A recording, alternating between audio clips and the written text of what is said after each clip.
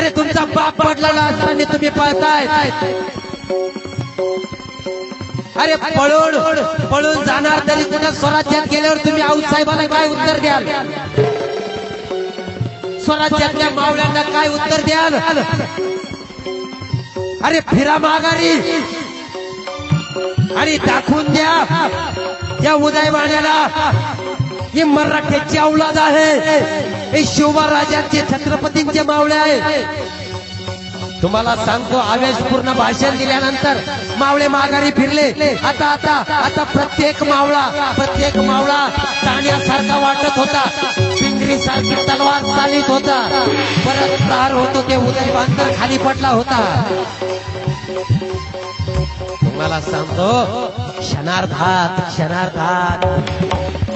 राजपुतांनी तलवारी खाली ठेवल्या।